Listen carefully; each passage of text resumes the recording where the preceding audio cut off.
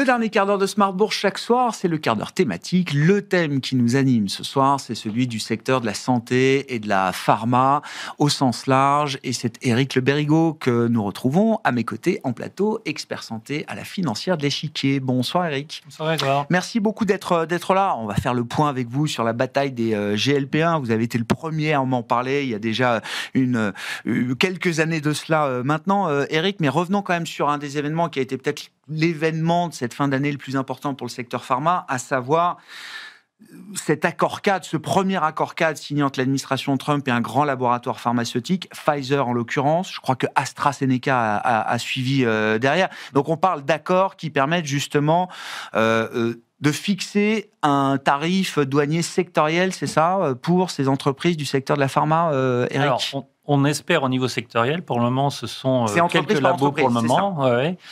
Donc, on imagine à un certain moment, quand on aura atteint un certain nombre d'accords bilatéraux, que peut-être l'organisation de l'industrie arrivera à solder, à obtenir le même type d'accord pour le reste des acteurs.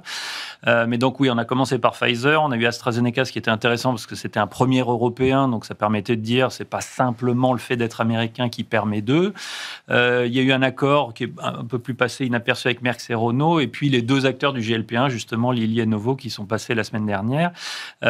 Donc, une des conséquences de cet accord, c'est ils sont tranquilles, pas de tarifs pendant 3 ans. La contrepartie, bon, si on en reste là, elle est relativement acceptable. Honnêtement, on est quand même un peu dans un exercice de communication aussi. Donc, chacun joue sa partition. Trump a besoin d'une victoire vis-à-vis de ses électeurs. L'industrie l'a compris, donc jusqu'à un certain point. Et le point qui a été atteint pour obtenir un deal, il est acceptable parce que ça concerne essentiellement Medicaid aujourd'hui. Et Medicaid, c'est 5 à 10% maximum du revenu des laboratoires aux États-Unis. Donc en fait, 5 à 10% d'un peu moins de 50%. Ouais. Sur lequel on a une baisse qui n'est pas non plus de 100%. En fait, au maximum, les labos disent c'est 2 à 3% d'impact top line pour la prochaine année, à supposer que ça soit mis en place au 1er janvier. Donc, d'où le phénomène de soulagement boursier qu'on a vu à l'annonce du contrat, enfin de l'accord, avec Pfizer, l'américain, qui a été un peu perçu comme étant le chef de file, effectivement, de ce secteur. Donc, on verra si l'ensemble du secteur est logé à la même enseigne. On peut imaginer, d'ailleurs, que tout le monde ne soit pas logé à la même enseigne dans ces accords avec l'administration américaine. Ça paraît difficile. Ouais. La plupart des autres labos qu'on interroge, évidemment, maintenant, on leur dit, alors, vous, où est-ce que vous en êtes, etc. La plupart nous disent, on est dans la finalisation, dans les quelques derniers détails. Donc, c'est quel nombre de produits on met sur la fameuse plateforme qui a été nommée RX.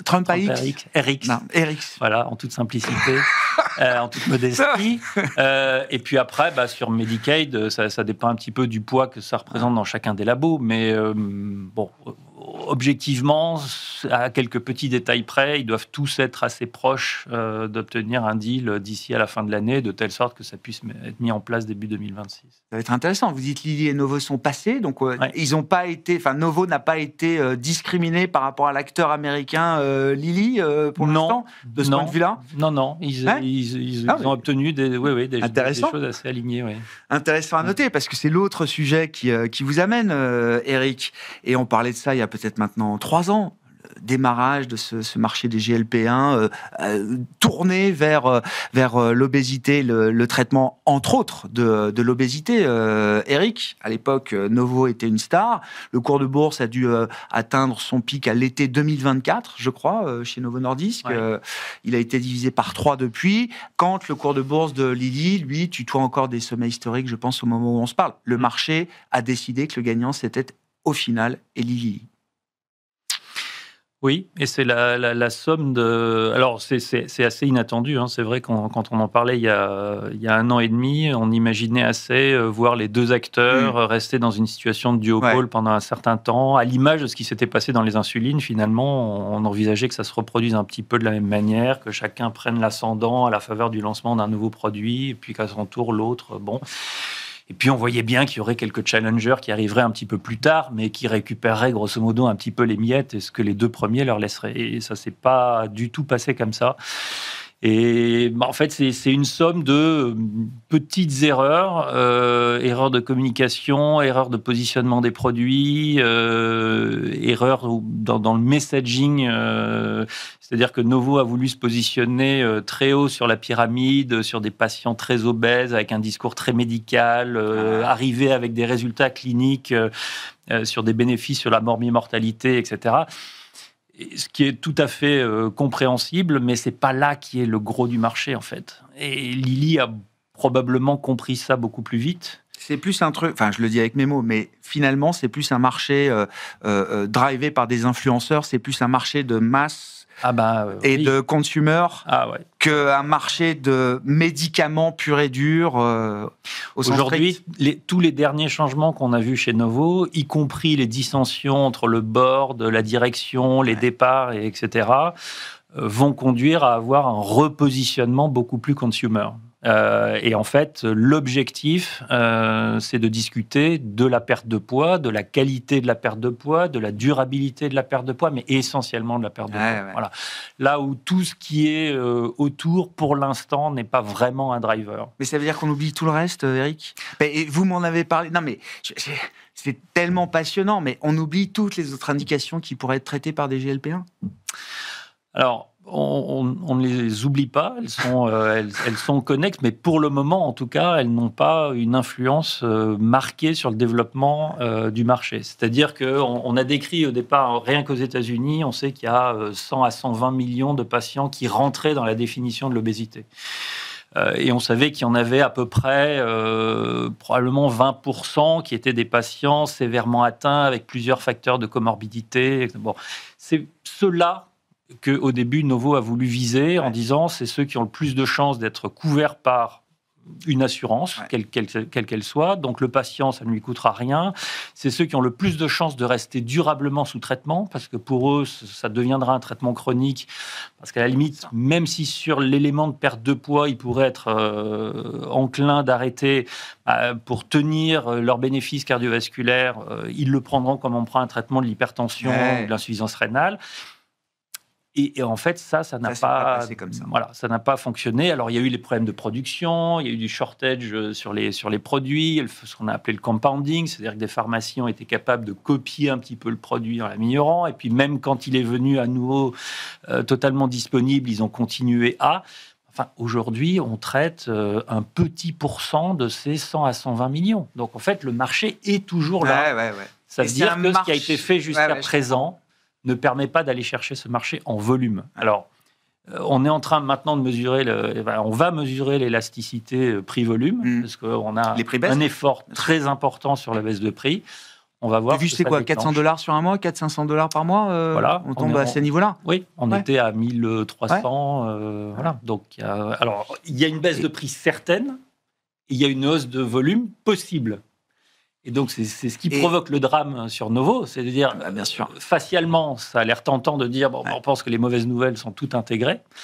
Mais en fait, en fonction de la manière dont ça se passe, et s'il continue, alors certes, il pourrait bénéficier d'une croissance du marché en volume, mais s'il continue à perdre des parts de marché au bénéfice de Novo... De Lilly, pardon. C'est ça.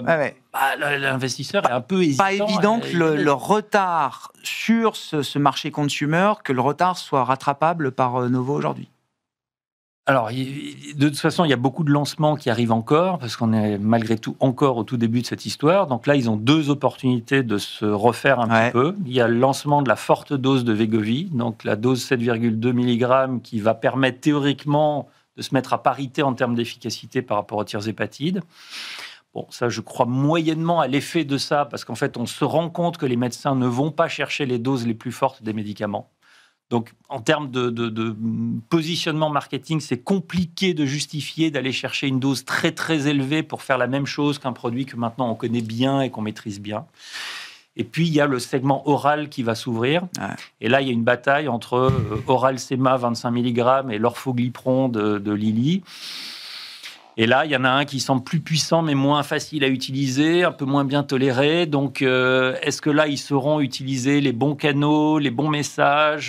Ça va être intéressant. Soit, ils font un petit peu plus jeu égal, soit si Lilly remporte aussi cette bataille-là, ce sera extrêmement difficile. Et puis les autres, ils poussent derrière. Hein. On a vu Pfizer, remporter Metsera. Oui. Là aussi, c'est petit coup dur pour Novo, ça, de ne pas avoir emporté l'enchère. Et oui, ils ont quand même dit clairement, on en aurait besoin. Ça fait sens, l'actif est beau, on connaît bien l'équipe, on aurait besoin de ça, et puis au final, ils ne l'ont pas eu. Donc, ils ont mis leur faiblesse sur la table, et maintenant, ils ont donné ça à un concurrent direct. J'ai vu que Lilly, c'est quasiment $1 trillion de capitalisation boursière. Non, mais ça commence à faire des grosses capis, quoi. Ouais, après, Lilly n'est pas bon que dans l'obésité. C'est ça qui est assez remarquable. Alors, c'est le gros driver, certes, mais ils sont quand même aussi très performants dans l'inflammation, dans le cancer. Donc, c'est quand même une très belle boîte. Ouais. Bon, un mot, il nous reste 1 minute. Sur le plan boursier, là, comment vous regardez le secteur pharma? Je sais pas, peut-être en Europe, Eric, c'est pas un secteur dont on a beaucoup parlé tout au long de l'année, en tout cas en termes de performance boursière, mais là, de plus en plus de gérants, dans un moment un peu de doute, d'interrogation, tout de suite, c'est le premier secteur qui revient généralement dans la discussion. C'est effectivement la combinaison du premier thème qu'on a abordé, c'est de dire on y voit un tout petit peu plus clair, en tout cas à court terme, et c'est pas un drame ce qui a l'air de se passer aux États-Unis. Il y avait une partie aussi un petit peu en Chine où ça un petit peu, on était dans le flou, et là encore ça a l'air d'être assez clarifié. On est sur des multiples historiques qui sont plutôt un petit peu en dessous de la moyenne. On est sur du 13-14 en PE pour des croissances qui sont globalement high single digit. Donc, le PEG est OK.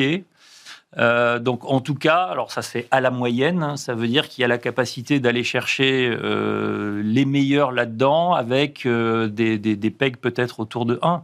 Donc, oui, il me semble entendre effectivement cette petite musique d'une envie de revenir un petit peu vers le secteur. Oui.